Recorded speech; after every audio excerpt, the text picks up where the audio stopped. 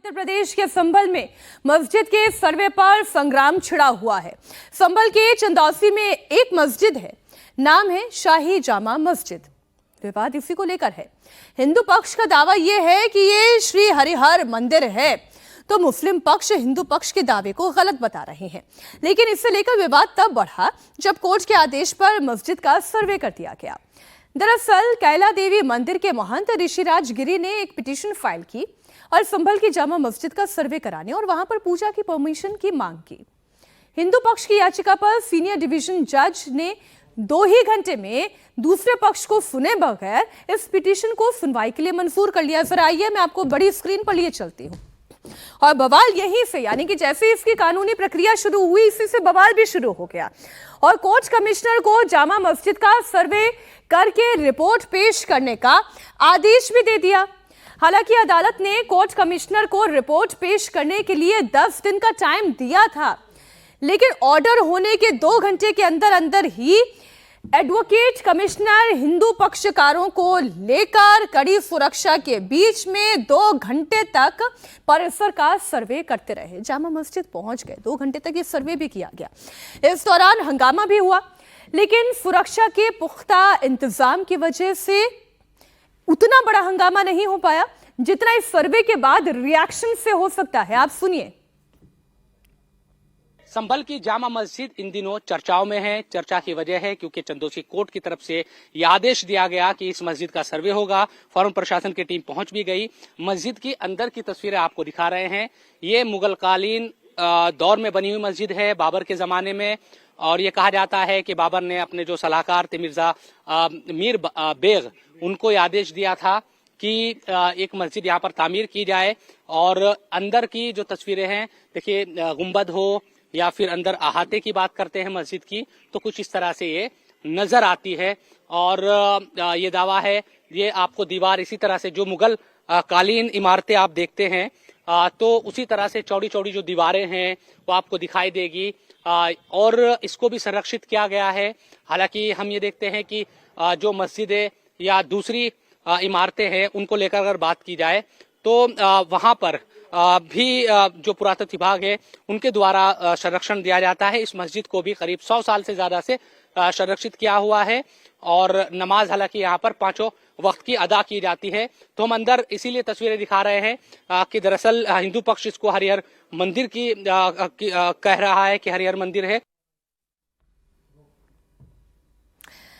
दरअसल संभल अदालत द्वारा सर्वे का आदेश दिए जाने और उसी दिन सर्वे किए जाने पर ही सवाल उठ रहे हैं कि सब कुछ इतनी जल्दी जल्दी कैसे हो गया, इतनी तत्परता दिखा दी गई। मुस्लिम धर्मगुरु और मुस्लिम संगठन इस पर ऐतराज जता रहे हैं। उनका कहना यह है कि बिना उनका पक्ष सुने, बिना सर्वे की परमिशन से पहले उनकी राय जाने, 3 घंटे के अंदर अंदर आवेदन देने के मात्र 3 घंटे के अंदर अंदर सर्वे का आदेश कैसे दे दिया गया, दूसरे पक्ष को क्यों नहीं सुना गया। सवाल यह भी उठाया, सर्वे के आदेश के बाद उसी दिन सर्वे का काम कैसे शुरू हो गया। मुस्लिमों का कहना है कि यह सब कुछ इसलिए हो रहा है कि इसके पीछे राजनीति है। जामा मस्जिद जिसको लेकर हिंदू पक्ष कह रहा है कि हरिहर मंदिर था, ये पहले तोड़कर मस्जिद बनाई गई। तमाम तरह के दावे हैं। कोर्ट ने सर्वे का आदेश दिया था, सर्वे हुआ है।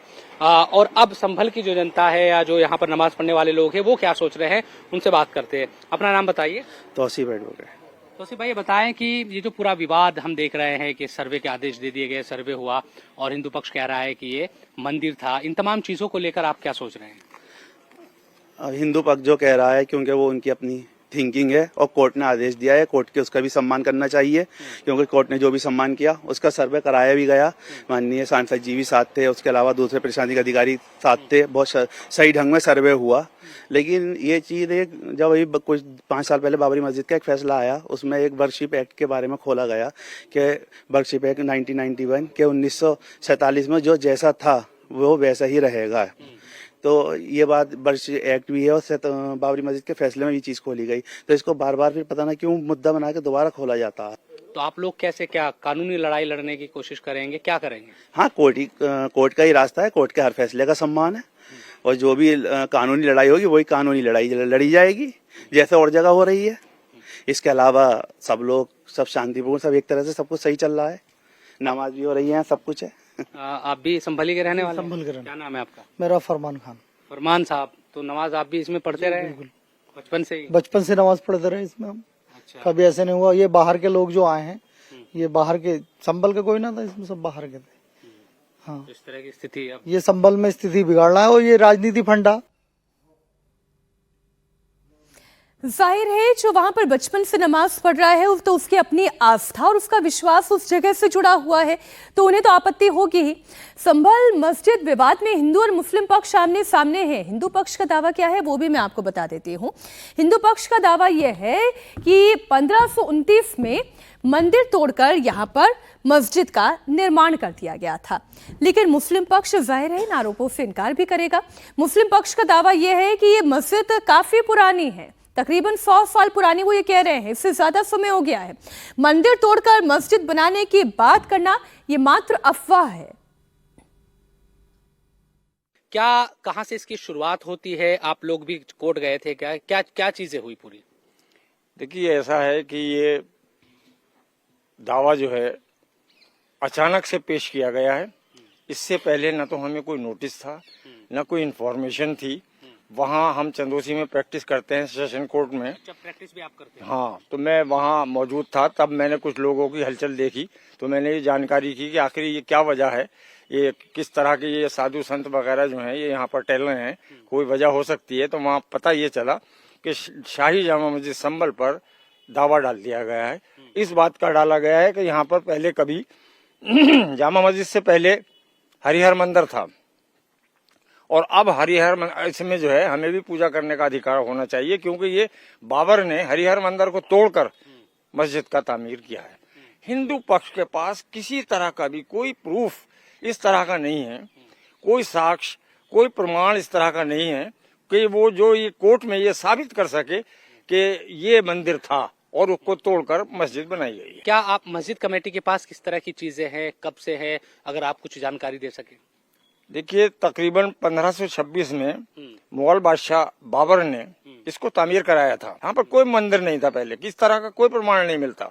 तकरीबन 500 साढ़े 500 साल हो गए, आज तक भी इस पर किसी हिंदू पक्ष ने इस तरह का बिना हमें बताए कोई दावा नहीं किया है कि ये हरिहर मंदिर था, और न उनके पास कोई सबूत है।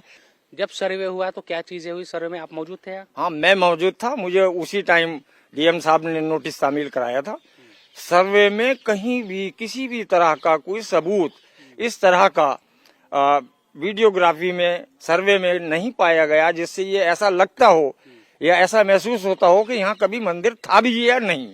या जब कोर्ट में ये मामला गया तो आप लोगों से कोई जवाब किसी तरह का मांगा गया था? नहीं, अभी तक कोई नहीं मांगा गया है। अब नोटिस जो सर्वे का आदेश दिया है उस मामले में आप लोगों नहीं, से हमें तो पता भी नहीं था। अच्छा, एक हाँ, वन साइडेड ये हुआ है, एक पक्षीय हुआ है, हम वहाँ पर मौजूद नहीं थे।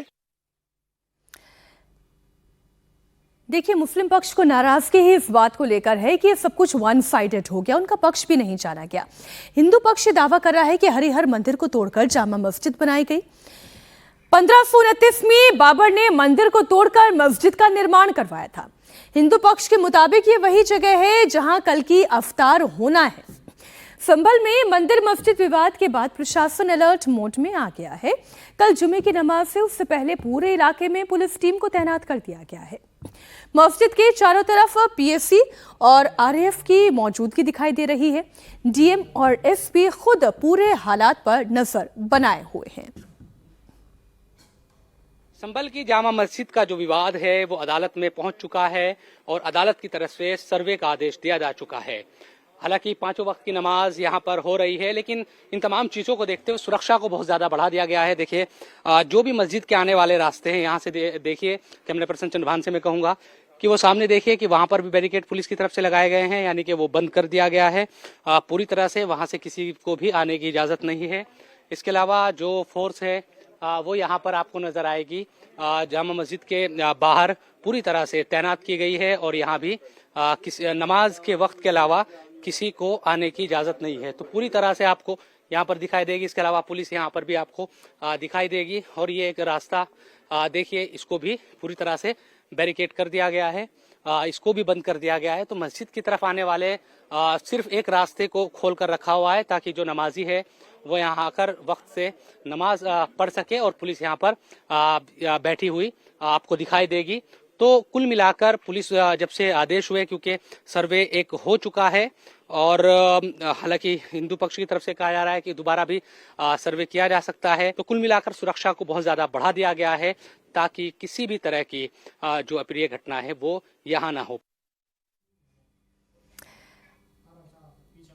देखिए, ये पूरा मामला मस्जिद से जुड़ा हुआ है तो सियासत तो होनी लाजिम सी बात है।